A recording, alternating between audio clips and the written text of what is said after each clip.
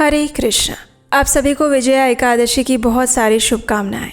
फाल्गुन मास के कृष्ण पक्ष में आने वाली विजया एकादशी अपने नाम के अनुसार ही मनुष्य को सर्वोच्च विजय प्रदान कर सकती हैं। तो चलिए इसी अत्यंत मंगलमय और शुभ विजया एकादशी के अवसर पर हम सुनते हैं उससे जुड़ी हुई इस पौराणिक कथा को। आइए आज की विजया एकादशी व्रत कथा आरंभ करते हैं। एक समय भगवान श्री कृष्ण ने युधिष्ठिर महाराज से कहा, हे राजन, विजया एकादशी के महात्म्य का वर्णन स्कंद पुराण में प्राप्त होता है और इस विषय में देवर्षि नारद ने ब्रह्मा जी से एक बार पूछा था। नारद मुनि ने पूछा, हे देवश्रेष्ठ, कृपया फाल्गुन मास के कृष्ण पक्ष में आने वाली विजया एकादशी व्रत द्वारा प्राप्त होने वाले फलों का वर्णन कीजिए। तब ब्रह्मा जी ने उनसे कहा, हे मेरे प्रिय पुत्र, ये पुरातन व्रत अत्यंत पवित्र है। ये समस्त पाप कर्मों का नाश करने वाला है। विजया एकादशी निसंदेह मनुष्य को विजय प्रदान करती है। भगवान श्री रामचंद्र जी ने अपनी पत्नी सीता और अपने भाई लक्ष्मण जी के साथ अपने पिता दशरथ महाराज के आदेश का पालन करने के लिए 14 वर्ष का वनवास लिया था। कुछ समय तक वे गोदावरी नदी के तट पर स्थित पंचवटी नामक वन में निवास कर रहे थे।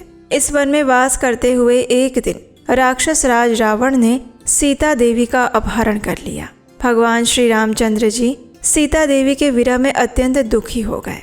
माता सीता की खोज करते हुए वनों में भटकते हुए भगवान रामचंद्र जी पक्षीराज जटायु से मिले, जो मृत प्राय हो रहे थे। जटायु ने भगवान श्री राम को सीता माता के विषय में समस्त जानकारी प्रदान की और फिर अपने प्राण त्याग दिए और वे स्वयं वैकुंठ चले गए। तत्पश्चात भगवान श्री रामचंद्र जी ने सुग्रीव से मित्रता कर ली और उसके भाई बाली का वध करने में सहायता की। फिर अनेक वानर सैनिक श्री रामचंद्र जी के अभियान में सहयोग करने के लिए एकत्रित हो गए। भक्त शिरोमणि हनुमान जी लंका में जाकर अशोक वाटिका में पहुंचकर माता सीता से मिले और फिर वे श्री राम के पास लौट आए। संपूर्ण घटना का वर्णन किया। हनुमान जी के वचन सुनकर राम जी ने अपने मित्र सुग्रीव से चर्चा की और फिर लंका पर चढ़ाई प्रारंभ कर दी। भगवान श्री राम अनेक वानर सैनिकों के साथ मिलकर समुद्र किनारे पहुंचे और फिर उन्होंने लक्ष्मण जी से पूछा, हे सौमित्र, हम किस प्रकार इस भयानक जलीय जंतुओं से परिपूर्ण इस अथाह समुद्र को पार कर पाएंगे? तब लक्ष्मण जी ने उत्तर दिया, हे भ्राताश्री, आप आदि पुरुष परम भगवान हैं।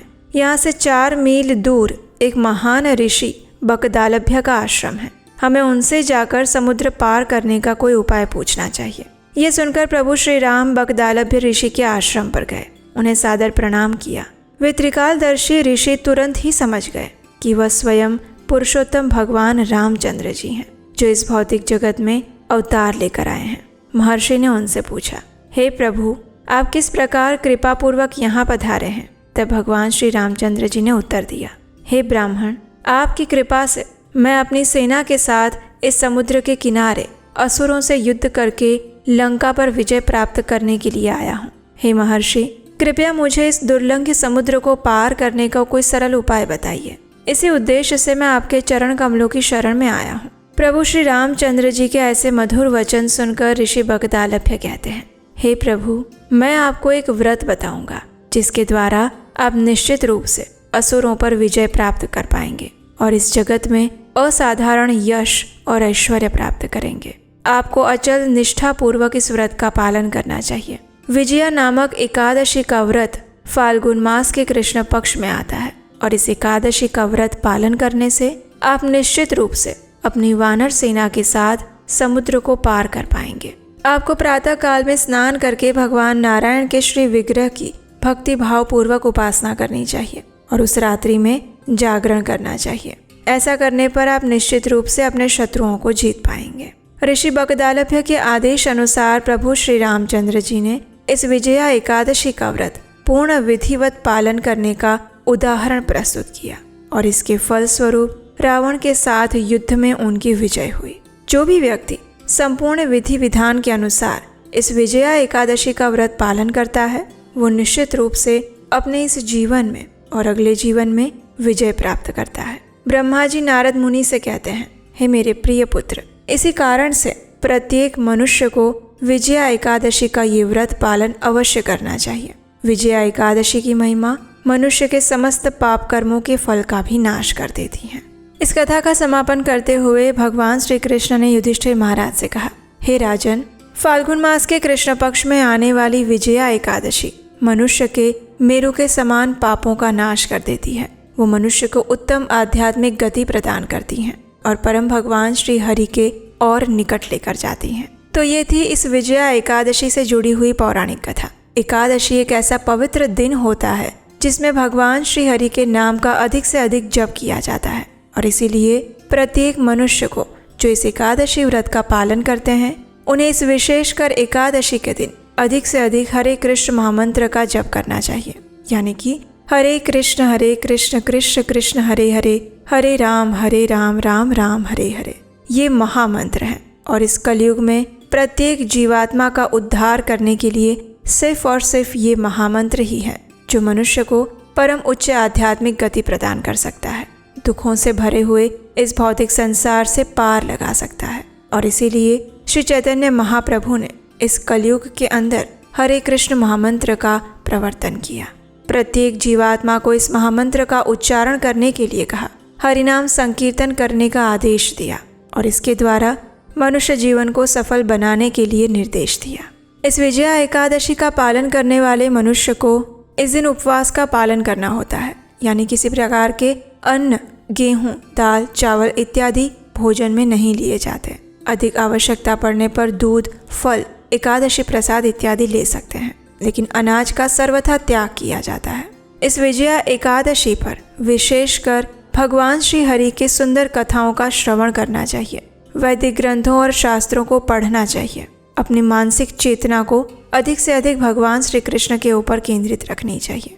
किसी भी प्रकार के वाद विवाद में फंसे बिना आलस्य का त्याग करके झूठ, हिंसा, क्रोध, ईर्ष्या इन सभी अनर्थों से दूर रहकर पूर्ण श्रद्धा और भक्तिभाव के साथ इस विजया एकादशी का पालन करना चाहिए।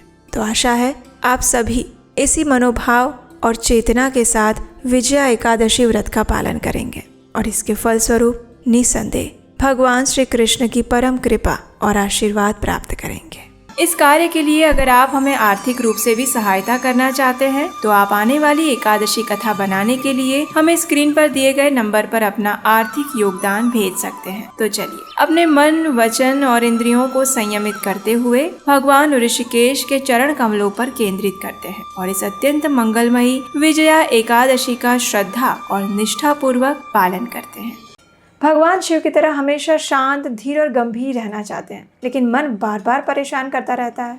ओवर थिंकिंग से थक चुके हैं और इमोशंस तो इतना ज़्यादा ऊपर नीचे हो जाता है कि पूछो मत।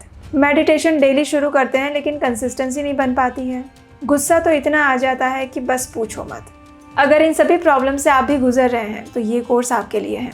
इस शिवरात्रि पर हम आपके लिए लेकर आए हैं एक स्पेशली डिज़ाइन क्यूरेटेड कोर्स जिसका नाम है द शिवा कोड, जिसके अंदर हम भगवान शिव को तत्वतः जानने का प्रयास करेंगे।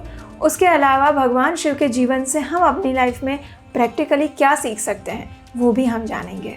मेडिटेशन को सरल कैसे बनाया जा सकता है, अपने इमोशंस को कैसे कंट्रोल किया जा सकता है और भगवान शिव के पास टाइम से हमें क्या शिक्षाएं मिल रही हैं। और इस कोर्स के एंड में स्पेशल बोनस रहेगा शिवरात्रि के ऊपर में सब कुछ। और उसके अलावा 5 माइक्रो हैबिट्स जो आप अपने जीवन में भगवान शिव के जीवन से उतार सकते हैं। लिमिटेड टाइम ऑफर है तो जल्दी से जाइए, नीचे डिस्क्रिप्शन बॉक्स में लिंक दिया गया है। इस शिवरात्रि भगवान शिव की वास्तविक पूजा करते हैं उन्हें जानने के बाद। आशा है ये कथा आपको अच्छी लगी होगी। अगर ऐसा है तो आपके अपने चैनल उपदेशाष्टकम को सब्सक्राइब कर लीजिए, इस कथा को लाइक कीजिए और बाकी बहुत सारे लोगों को शेयर कर दीजिए और अभी ही कीजिए, जिससे कि आज के पवित्र दिन पर इस कथा का श्रवण करने का पुण्य फल उन्हें भी प्राप्त हो सके। और हम आपसे मिलेंगे ऐसे ही वैदिक पुराणों और ग्रंथों से ली गई प्रमाणभूत कथाओं के साथ, व्रतों की जानकारियों के साथ, आपके अपने चैनल उपदेशाष्टकम पर। हरे कृष्ण।